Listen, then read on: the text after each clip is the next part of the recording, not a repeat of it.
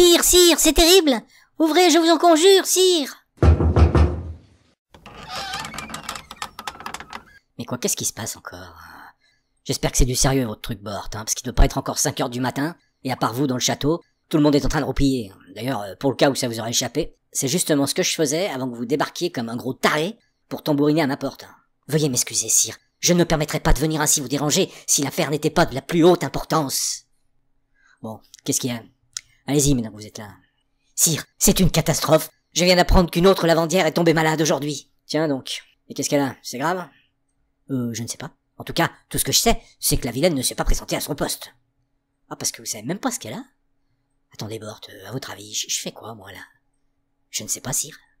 Si, oui. Vous savez un petit peu quand même. Bon, déjà, vous m'appelez sire, il y a une piste, là. Vous êtes le roi, sire, mais j'avoue que je ne vois pas très bien pourquoi vous me posez cette question. Ah, voilà. Alors, à votre avis, toujours, en tant que roi de Bretagne, que pensez-vous que je puisse avoir à carrer de l'absence d'une lavandière au lavoir du château en général, et a fortiori à 5 heures du matin? Mais sire, vous ne comprenez pas, je suis au désarroi. Nous sommes aux portes des fêtes de printemps, et du même coup, aux portes d'une catastrophe sans précédent. Bah dites donc, là j'avoue, j'hésite entre la curiosité naturelle que pourrait m'inspirer votre histoire en d'autres circonstances, et notamment à d'autres heures de la journée, et l'envie irrésistible de vous fermer la porte au nez. D'ailleurs, regardez, hop, voyez, elle est en train de se refermer là, regardez bien. Sire, de grâce, attendez. Bon, mais alors quoi? Ah, merci, sire.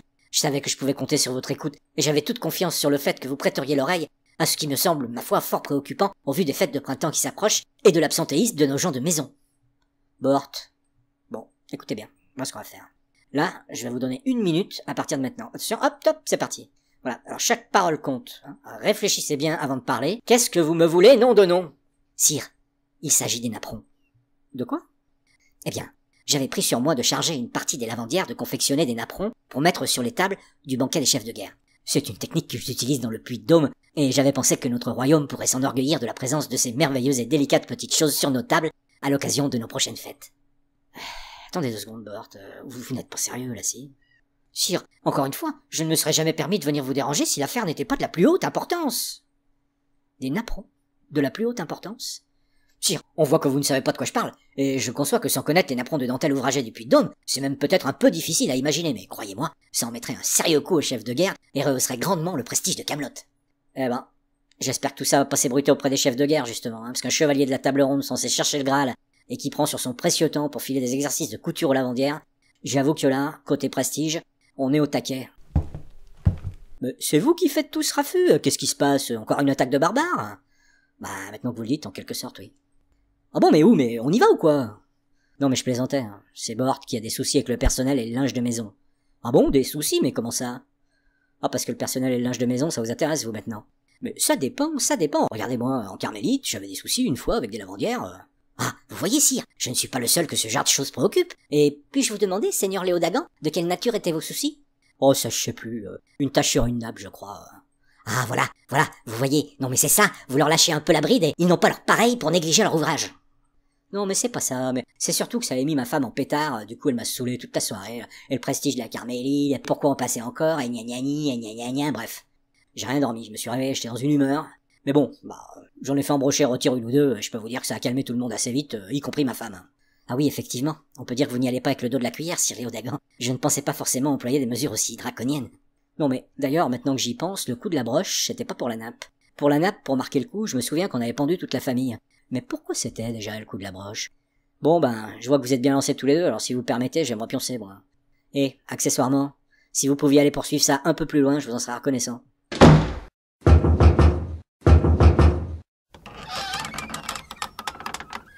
Je me demande si je préfère pas une invasion de barbares, finalement. Enfin, au moins, on a l'impression de se lever pour quelque chose, bon. Qu'est-ce qu'il y a encore? Vous arrivez pas à vous mettre d'accord sur la couleur des napperons? Si, voyons, les napperons de dentelle du Puy-de-Dôme, traditionnellement, sont toujours d'une blancheur immaculée. Toute autre couleur serait une faute de goût. Eh ben, au moins, on pourra dire que j'aurais appris quelque chose d'essentiel ce matin. Hein. Ça valait vraiment le coup de me réveiller pour ça. Non mais, c'est pas ça, mais quand même, sans vouloir me mêler, je vous trouve un peu dur sur ce coup-là, hein. C'est vrai, quoi, vous qui êtes à peu près souple sur tout, d'habitude, et là, nous avons notre ami Bort, hein, qui prend une initiative intéressante, hein, pour rehausser le prestige de Camelot pour les fêtes de printemps, et pour l'avenue des chefs de clan, qui est quand même, on dira ce qu'on voudra, un des temps forts de l'année. Bon voilà, quoi, on lui donne un peu la main, on se serre les coudes, on appuie un peu, quoi. Je vais vous montrer comment j'appuyais tous les 2 mois si vous continuez, ça va pas traîner. Bon allez Bort, on coupe la poire en 2.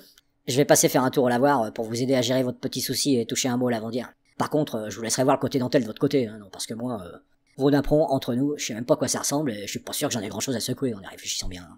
Ah bon? Mais je croyais... vous croyez quoi? Je n'ai pas rêvé, vous venez bien de refrapper à la porte d'Arthur pour appuyer ce projet de napperon et dire au roi tout le bien que vous en pensiez. Ah ça? Non, mais ça c'était pour le faire chier, ça. Vous savez, moi, à partir du moment où je suis debout, faut que je maintienne un peu les coudes hautes, hein, et que je tienne un certain rythme, sinon après, il risquerait de s'habituer, quoi. Hein? Mais bon, allez, assez bavassé. Je sens faire un brin de causette avec les lavandières et de là j'avise. Si ça ne vous embête pas, sire Léodagan, je préférerais l'éviter. Si c'est pour en faire descendre deux au cachot et en brûler deux autres, déjà qu'il y en a deux qui se sont fait porter pâle. Ah bah oui, mais ça, mon vieux, vous connaissez l'expression, on fait pas d'omelette sans casser des œufs. Oui, non, mais laissez sire Léodagan, je vous assure.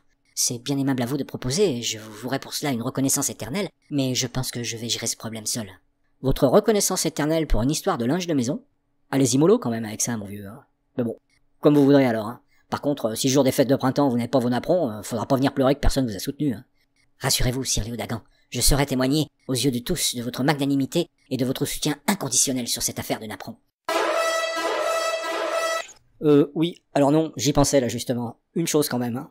Si j'entends ne serait-ce qu'un murmure à Camelot ou dans le royaume de l'ogre me mêlant à toute cette affaire de napperon, je fais remettre en service la broche et cette fois-ci, je vous prie de me croire, ça sera pas pour une lavandière.